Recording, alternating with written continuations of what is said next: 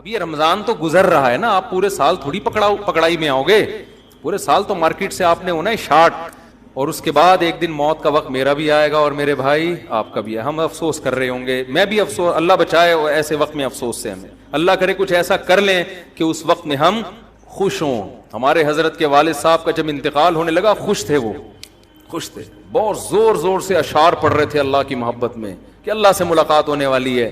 جس آدمی نے زندگی میں قربانیاں دی ہوں, موت بڑی اچھی ہوتی ہے اس کی, خوش خوش دنیا سے جاتا ہے, اور جس آدمی نے زندگی میں برائیاں کی ہوں موت بڑی بھیانک ہوتی ہے اس کی, وہ کبھی بھی دنیا سے خوش نہیں جا رہا, افسوس کر رہا ہوتا ہے کہ میں کیوں, میری عیاشی ختم ہو رہی ہے. تو اس لیے تھوڑا سا جوش دکھا لیں. ویسے بھی یہ سارا سلسلہ بھی 1 سال تک کے لیے, پھر اتوار کو ہمارا بیان ہوا کرے گا, وہ تو الگ موضوعات ہوتے ہیں. تو میرے بھائی مجھے ایک بات بتاؤ کہ اتنی اللہ جنت کی باتیں کر رہا ہے, اللہ کہتا ہے, میں بات کیا چل رہی تھی, ہاں, تو یہ موٹیویشن تبلیغ جماعت کو کہاں سے ملتی ہے بھائی؟ یہ اس لیے کہ کس کے لیے کر رہے ہیں, اللہ کے لیے. اس کا بدلہ کون دے گا؟ اللہ. تو میں اپنے باپ کی اگر خدمت کرتا ہوں کس کے لیے؟ اللہ کے لیے. ماں کی خدمت کرتا ہوں کس کے لیے؟ اللہ کے لیے. میں اگر رشتہ دار, میں سے مراد ہم سب, میں اگر رشتہ داری جوڑتا ہوں کس کے لیے؟ اللہ کے لیے. ہمیں کسی سے کوئی غرض نہیں ہے, ہم اللہ کے لیے کریں گے جو کریں گے. اپنا مال خرچ کرو ان پہ, اپنی جان خرچ کرو لوگوں پہ, اس کا نتیجہ کیا نکلے گا؟ اللہ قرآن میں آپ کو تسلیاں دے رہا ہے, اور اللہ کہہ رہا ہے کہ میں صرف قرآن میں تسلیاں نہیں دے رہا, جو میرے لیے قربانیاں دے گا نا, تتنزل علیہم الملائکہ, اس کے دل پہ فرشتے نازل ہو کے بھی اس کو تسلیاں دیں گے. اللہ تخافوا ولا تحزنوا, خوف مت کرو, غم نہ کرو. اللہ تخافوا ولا تحزنوا وابشروا بالجنۃ التي كنتم توعدون, خوشخبری قبول کرو اس جنت کی جس کا اللہ نے تم سے وعدہ کیا. ان قریب, ان قریب, بہت جلد, بہت جلد, دیر نہیں ہے, بہت جلد اللہ تمہاری ساری پریشانیاں دور کر دے گا. ہمارے نبی صلی اللہ علیہ وسلم کا جب آخری وقت تھا, آپ کو بہت شدید بخار تھا اور آپ بہت شدید تکلیف میں تھے. حضرت فاطمہ رضی اللہ تعالی عنہا بیٹھی ہوئی غمزدہ اور کہہ رہی, واہ کربا ابتا, ہائے میرے باپ کی تکلیف. بیٹی, اور وہ بھی حضرت فاطمہ جیسی, تو ان پہ کیا گزر رہی ہوگی اپنے والد کو جب اس تکلیف میں دیکھا ہوگا. کہہ رہی ہائے میرے والد کا درد. تو نبی نے کیا تسلی دی, لا کربا علی ابیکا بعد الیوم, اے فاطمہ آج کے بعد تیرے باپ پر کبھی کوئی غم نہیں آئے گا. یہ اللہ کی طرف سے آخری آزمائش. کیسے کتنی پریشانیوں میں ہمارے نبی نے وقت گزارا نا, ساری کوئی ہدف بنایا ہمارے نبی نے کہ میرا ایک بنگلہ ہوگا, میرا ایک ویژن ہے, میں ایک بزنس کروں گا, میں کاروبار کو ترقی دوں گا, اور میں پھر جو ہے یار میں سیاست میں آؤں گا. کوئی ہدف بنایا نبی نے؟ ایک ہدف کہ میں نے کس کو راضی کرنا ہے؟ اللہ کو. اس کو راضی کرنے کے لیے میرے اللہ نے میرے ذمے جو کام لگایا ہے میں نے اس کو فوکس کرنا ہے, بس. آپ کی پوری محنت اسی ویژن پر تھی. مال کی قربانی سب سے زیادہ خود دے رہے ہیں, جان کی قربانی سب سے زیادہ خود دے رہے ہیں. یہ جو لیڈر کی بات, اب کیا کریں, وہ عمران خان کا تذکرہ آ جاتا ہے. عمران خان جو بار بار نوجوانوں کو کہتے ہیں نا کہ لیڈر, جب لیڈر میں جو ہے نا, ہم انگریزوں کی کتابیں پڑھتے ہیں کامیاب لیڈروں میں, کامیاب لیڈر میں پیغمبر محمد صلی اللہ علیہ وسلم سے زیادہ کوئی کامیاب نہیں گزرا. تو سابق وزیر اعظم نے جو بار بار کہا ہے نا نوجوانوں کو کہ بھائی محمد صلی اللہ علیہ وسلم کی سیرت پڑھو گے, کامیاب لیڈر کسے کہتے ہیں. واقعی آپ کو انگریزوں میں ایسا کامیاب لیڈر نہیں ملے گا, آپ کو ہٹلر جیسے ملیں گے جو بالآخر آخر میں ناکام ہوئے. کامیاب لیڈر تو محمد صلی اللہ علیہ وسلم تھے. کیوں؟ ہدف کس کو بنایا؟ آخرت کو. سب سے کامیاب لیڈر. 23 سال کے عرصے میں کیسا بڑا انقلاب, کتنا بڑا انقلاب. صحابہ قربانیاں دے رہے ہیں. کیوں؟ وہ کہتے ہیں کہ یہ جو ہم سے جنت کی بات کرتے ہیں نا محمد صلی اللہ علیہ وسلم, ان کا خود بھی جنت پہ یقین ہے, ورنہ یہ خود بھی اتنی قربانیاں بولو نہ دیتے. یہ خود روزے رکھ رہے ہیں, ہمیں کہہ رہے ہیں غروب آفتاب کے وقت افطار کر لو, اور خود سحری سے شروع کرتے ہیں, اور افطار کب کرتے ہیں؟ سحری میں. نبی تو 24 گھنٹے کا روزہ رکھتے تھے. ہمیں کہہ رہے ہیں دنیا مسافر خانہ ہے, دنیا سے دل نہ لگاؤ, دنیا رکھ لو دل نہ لگاؤ, اور خود رکھتے بھی نہیں ہیں. دل لگانا تو دور کی بات, خود کہہ رہے ہیں مجھے کیا دنیا سے بھائی, مالی ولی دنیا. میری مثال تو ایک مسافر کی ہے, درخت کے نیچے آرام کرنے کے لیے لیٹ گیا تھوڑی دیر کے. ہمیں کیا کہہ رہے ہیں کہ دنیا رکھو مگر دل نہ لگاؤ, اور اپنے لیے کیا ہے, رکھو ہی نہیں, بالکل کوئی الزام لگا ہی نہ سکے آپ صلی اللہ علیہ وسلم کے اوپر. ابو طلحہ انصاری پورا باغ لے کر آئے نبی صلی اللہ علیہ وسلم کی خدمت میں. یا رسول اللہ, اللہ نے کہا صدقہ کرو. کس کو دوں یہ باغ؟ فرمایا اپنے چچا زاد بھائیوں کو دو. تو رشتہ داری جوڑنے کا حکم بھی دیا اور رشتہ داری جوڑنا سکھایا بھی آپ صلی اللہ علیہ وسلم نے. آپ یہ بھی کہہ سکتے تھے مجھے دے دو, نبی کو صدقہ کرنے کا سب سے زیادہ ثواب ہے. آج پیر اپنے فضائل خود ہی بتا رہا ہوتا ہے بعض دفعہ مریدوں کو کہ پیر کو ہدیہ دینے میں اتنا ثواب ہے کہ پوچھو ہی نہیں. بس میں کسی پیر پہ بدگمان نہیں ہو رہا, اگر کوئی پیر صاحب بتا رہے ہیں, ہو سکتا ان کی نیتوں پہ شبہ نہ کریں, ہو سکتا ہے واقعی آپ کو ترغیب انسان کا بچہ بنانے کے لیے کر رہے ہوں, لیکن بہت سے زیادہ تر تو 2 نمبر ہی ہو رہی ہے. ایک صاحب نے مجھے بتایا, میرے پیر صاحب مجھے کہتے ہیں یار کبھی تمہاری جیب سے ایک دھیلا بھی ہدیہ کا نکلتا ہوا نہیں دیکھا میں نے, کبھی تو کچھ دے دیا کرو اپنے پیر صاحب کو. میں نے کہا یہ پیر تمہاری کیا تربیت کرے گا جو خود ہی بھیک مانگ رہا ہے تم سے. تو ہاں کسی سے بے تکلفی ہو تو وہ تو دوستوں سے انسان کہہ دیتا ہے کہ یار چل بے نہاری کھلا چلتے ہیں یار, بہت دن ہو گئے, آج کبھی کچھ اپنی جیب سے بھی کچھ نکال لیا کر. بے تکلفی کے احکام تو الگ ہوتے ہیں. تو کیسی قربانی, غزوہ خندق میں صحابہ نے 1 پتھر اور نبی نے پیٹ پہ 2 پتھر باندھے. غزوہ احد میں سب کے قدم اکھڑ گئے مگر نبی میدان جنگ میں کھڑے ہوئے ہیں. اگر آپ صلی اللہ علیہ وسلم بھی نکل جاتے تو لوگ کیا کہتے کہ جس جنت کی باتیں آپ ہم سے کرتے ہیں, آج خود اس جنت سے تو آپ معاذ اللہ فرار ہو رہے ہیں اور ہمیں اس جنگ میں معاذ اللہ دھکیل رہے ہیں آپ. پیغمبروں نے سب سے زیادہ قربانیاں دی ہیں.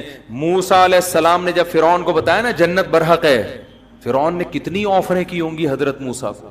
وہ جادوگروں کو اتنی بڑی بڑی سیٹیں دینے کے لیے تیار تھا جو موسیٰ کے مقابلے میں آئے, تو حضرت موسیٰ کو کتنا نوازتا. وہ کہہ رہے میرے لیے تو سب سے, لوگ اپوزیشن کو خریدنا شروع کر دیتے ہیں نا, بکتے ہیں پھر اسمبلیوں میں لوگ, تو حضرت موسیٰ کی کتنی بڑی قیمت لگاتا. اور حضرت موسیٰ کو آخر وقت تک پتا نہیں ہے کہ اللہ میری مدد کیسے کرے گا. بنی اسرائیل یہ منظر دیکھ رہے تھے کہ جو لیڈر ہمیں کہہ رہا ہے کہ جنت ہے, اللہ ہے, وہ ہم سے زیادہ قربانیاں دے رہا ہے اور ہم سے زیادہ مال اور دولت کو ٹھکرا رہا ہے. اسی کو لیڈر کہتے ہیں, اسی پہ لوگ جمع ہوتے ہیں. اور اگر آپ کی باتیں کچھ اور ہوں اور آپ کے دعوے عمل کچھ اور ہو تو میرے بھائی صرف داڑیاں ٹوپیاں پگڑیاں دیکھ کے آج کوئی بھی متاثر نہیں ہوتا. یہ آج کی دنیا بڑی ہوشیار ہے, وہ کبھی بھی نہیں دیکھتی کہ کس کے نام کے ساتھ مفتی لگا ہوا ہے, مولانا لگا ہوا ہے, پیر صاحب لگا ہوا ہے, دامت برکاتم لگا ہوا ہے, ٹھیک ہے نا. یہ لگانے پر گورنمنٹ کی طرف سے کوئی پابندی نہیں ہے. آج کل نام مارکیٹ میں ایسے آ رہے ہیں, نام ہی پتہ نہیں چلتا کہ حضرت کا اس میں نام کہاں ہے, پیچھے اتنی لمبی گردان, آخر میں اتنی لمبی گردان. بندہ کہتا رہتا ہے ان کے ابا نے ان کا نام رکھا کیا تھا, شیخ المشائخ, پیر طریقت, مجھے تو یاد بھی نہیں ہوتے. ابھی کسی کا بیان تھا, وہ تعارف کروا رہے تھے, شیخ المشائخ, عارف باللہ, پیر طریقت, اور مجھے یاد بھی نہیں ہوتے نا اتنے نام, فلانے کے فلانا تو ڈمکانے کے, پھر وہ نام آ کے پھر وہ دامت برکاتم مدذل العالیہ اور فلانا تو ڈمکانا. کوئی آدمی کہتا ہے ختم کرو یار, خدا کے لیے ہلکا کر دو یار. کوئی بہت بڑی شخصیت ہو نا چلو اچھا لگتا ہے, بہت ہی بڑی کوئی, ورنہ نارمل تو بھائی سب ٹھیک ہے, نیک آدمی ہے. بیان شروع کریں بسم اللہ کر کے. میں پنجاب میں یہ پنجاب میں بہت ہے, پنجاب میں جاؤں نا, بیان سے پہلے اتنی لمبی تقریر شروع. اب تو میرے نام کے ساتھ ایک اور لقب لگا دیا, فاتح جہلم.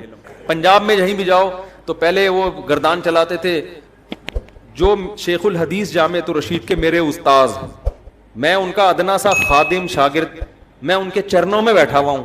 ان کو جانتے نہیں ہے نا یوٹیوب کی وجہ سے, مجھے زیادہ جانتے. مجھے کہہ رہے ہیں جامعۃ الرشید کے شیخ الحدیث, وہ بھی مجھے دیکھ رہے ہیں, تو شیخ الحدیث کب سے ہو گیا بھائی, تو میرا شاگرد ہے. میں نے کہا ہمیں پتہ نہیں, بس اللہ نے بنا دیا. تو تکلفات بہت ہیں. کام ہمارا مارکیٹ میں کیا ہے, کام تبلیغ نے, اسی وجہ سے تبلیغ میں القاب تو ہے ہی نہیں. تبلیغ میں پتہ چلتا ہے حضرت کبھی اسٹیج پہ ایسا کیا, اب میں دعوت خطاب دے رہا ہوں حضرت حاجی عبد الوہاب صاحب جنہوں نے تبلیغ میں اتنے سال لگائے, پھر فلانے ملک میں گئے, پھر فلانی جگہ سے. بھائی بیان سنو, پتلی گلی سے نکلو. میں یہ نہیں کہہ رہا جو القاب لگاتے ہیں غلط, بعض دفعہ تعارف کے لیے تھوڑا بہت انٹروڈکشن کرنا پڑتا ہے, بڑی عظیم شخصیت ہے, اس میں کوئی حرج نہیں ہے. اعتدال تو ہونا اس میں, کہاں سے کہاں بات چلی گئی, اصل ٹاپک رہ نہ جائے. میرا آج ایک اور جگہ بھی بیان ہے, تو کیا بیان کرنا, تو میں یہ عرض کر رہا تھا کہ ان سب چیزوں کا بدلہ کون دے گا, اللہ. اسی وجہ سے نیک لوگ جو ہے نا, نیک لوگ, ان کی خلوت ان کی جلوت سے زیادہ اچھی ہوتی ہے. تنہائی میں وہ اللہ کو زیادہ یاد کرتے ہیں. اور یہ کر لو, اگر نہیں ہے تو یہ عادت ڈالو کہ تنہائی میں اللہ کو یاد کرنا سیکھو. تو خیر بات یہ چل رہی تھی کہ اللہ تعالیٰ قرآن میں کیا کہتا ہے؟ ان للمتقین مفازا، بے شک جو پرہیزگار لوگ ہیں گناہوں سے بچتے ہیں، میں نے کہہ دیا یہ حرام تو اس کے قریب نہ جاؤ. تو اللہ کہتے ہیں کہ غم نہ کرو، تمہارے لیے بہت بڑی کامیابی ہے. دیکھو گوروں کی باتوں میں نہ ہو. ہمارے جو وہ آج میں انٹرویو لے رہا تھا نا، وہ کیا نام تھا ان کا، صبور صاحب جو ایتھیسٹ کے خلاف بڑا کام کر رہے ہیں، مفتی یاسر صاحب اور ایک اور تھے نا. ابھی میرا اکثر رمضان میں انٹرویو آیا نا ان کے ساتھ. تم لوگ تو فضول لوگوں کو دیکھتے ہی نہیں ہو. تو وہ کہہ رہے تھے کہ یہ جو ہمارے پاکستانی لوگ جب نئے نئے لندن اور یہاں آتے ہیں نا، ادھر امریکہ آتے ہیں، تو یہ بہت متاثر ہوتے ہیں گوروں سے. تو ایسے لوگوں کو انہوں نے نام رکھا ہوا ہے براؤن صاحب. کوشش تو کرتے ہیں انگریز بننے کی، کوشش کیا کرتے ہیں، بڑے انسپائر ہیں ان سے. تو کہہ رہے ہیں ہم لوگوں نے ان کے لیے ایک نام رکھا ہوا ہے، کیا ہے یہ؟ براؤن صاحب. ہیں بھورے ٹھیک ہے نا. تو بھورے کو ہمارے ایک رشتے دار تھے، وہ ان کا کلر بھورا تھا تو ان کا نام لوگوں نے مسٹر براؤن رکھ دیا تھا. تو خیر، تو بھائی اللہ کی بات ہے، ومن اصدق من اللہ قیلا ومن اصدق من اللہ حدیثا. اللہ کہتے ہیں اللہ سے زیادہ کس کی بات سچی ہو سکتی ہے؟ اللہ سے زیادہ. اور کسی کی ظاہری ترقی دیکھ کے کبھی متاثر نہ ہو. جب نبی صلی اللہ علیہ وسلم نے دعوت دی نا، تو سب سے بڑا الزام آپ پر یہ رکھتا تھا کہ آپ ترقی یافتہ کیوں نہیں ہیں. ترقی یافتہ تو روم اور فارس ہیں. روم اور فارس کی بڑی بڑی حکومتیں تھیں، بڑی عیاشی تھی، بڑی ترقی تھی. تو قرآن نے کیا کہا؟ فلا یغررک تقلب الذین کفروا فی البلاد. جو لوگ اللہ کے منکر ہیں، اللہ کی نہیں مانتے، ان کی ٹھاٹ باٹ اور زمین میں گھومنا اور لائف کو انجوائے کرنا، اے لوگوں تمہیں ہرگز دھوکے میں نہ ڈال دے. متاع قلیل، تھوڑے دن کے چند ٹکے ہیں یہ. آج لوگ کہتے ہیں نا وہ اتنی ان کی صحتیں اچھی، ان کے ہاں ریاست اتنی اچھی، ان کے ہاں امن و امان، ان کی سڑکیں اتنی اچھی. تو اصل تو ترقی یافتہ وہ ہیں. اللہ کیا کہتا ہے؟ متاع قلیل، چند ٹکے ہیں 2 دنوں کے. ٹھیک ہے نا. 2 منٹ میں اللہ اس کی اوقات بتا دیتا ہے، اس صحت کی، اس کامیابی کی. یعنی اللہ تو ایسا لگ رہا ہے کہ ان کو بالکل اہمیت دینے کے لیے تیار ہے ہی نہیں. ہم کتنی اہمیت دے رہے ہیں؟ امریکہ اور پاکستان برابر ہیں؟ بتاؤ. ارے آپ میں سے کسی کو امریکہ کا ویزا مل جائے، نیشنل مل جائے، میرا خیال ہے بیان کے دوران ہی بھاگ جاؤ گے. بولے گا صاحب جنت میں بیان امریکہ میں بیٹھ کے سنیں گے، ابھی جانے دو. فیملی کے ساتھ، اگر فیملی کے بغیر بیوی چھوڑ کے بھاگ جاؤ گے. کیوں؟ بڑا فرق ہے بھائی. گٹر کے ڈھکن، گٹر ہی نہیں ہے وہاں، تو ایسا سیوری سسٹم ہے، اتنا پیارا، پولیس اتنی پیاری، اس کو دیکھ کے آدمی کا دل چاہتا ہے مجھے پکڑ کے لے جائے، یہ جیل میں بند کر دے. System, thank you. عدالتیں 12 بجے نہیں کھلتی وہاں، عدالتیں کچھ بھی ہو جائے. وہاں کبھی بھی ایسا نہیں ہوگا کہ عدالت 12 بجے کھلے. وہاں روز ٹائم پہ کھلتی ہے، ٹائم پہ ان کی سماعت چل رہی ہوتی ہے، انصاف ملتا ہے. تو کتنا خوبصورت سسٹم دنیا کے لحاظ سے، اور گورے گورے کلر ان کے، اور کوئی پابندی نہیں ہے بھائی تجھے وسیم پسند ہے اس کو لے جا، چل یار.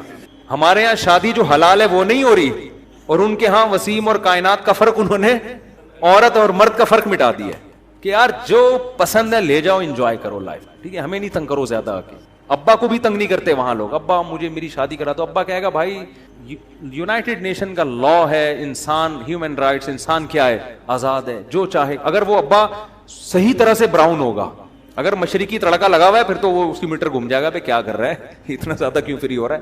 لیکن اگر آپ پورے کنورٹ ہو جائیں تو آزادی، شراب پئیں، نائٹ کلبوں میں ناچیں گائیں، مزے کریں، ڈالر کماؤ آپ. تو لوگ کہتے ہیں اور پھر سائنسی ایجوکیشن بھی ہے. ہمارے ہاں تو ایجوکیشن ہی نہیں ہے، اسکول ہی نہیں ہے، تو ایجوکیشن کہاں سے ہوگی؟ اسکول کے نام پہ تنخواہیں لے رہے ہیں لوگ. کتنی عیاشی ہے، کتنی عیاشی ہے. تو ہم کہتے ہیں یا اللہ بڑا فرق ہے، تھوڑا فرق نہیں ہے. دو اللہ کو نہیں مانتے ان کی تو دنیا میں جنت ہے، اور تو ہمیں کہہ رہے کہ نہیں کوئی جنت نہیں ہے. کتنا بڑا فرق ہے بھائی. تو اللہ کیا کہتا ہے؟ متاع قلیل، کوئی زیادہ فرق کچھ بھی نہیں ہے، کچھ بھی نہیں ہے. اللہ کہتے ہیں چند ٹکے ہیں.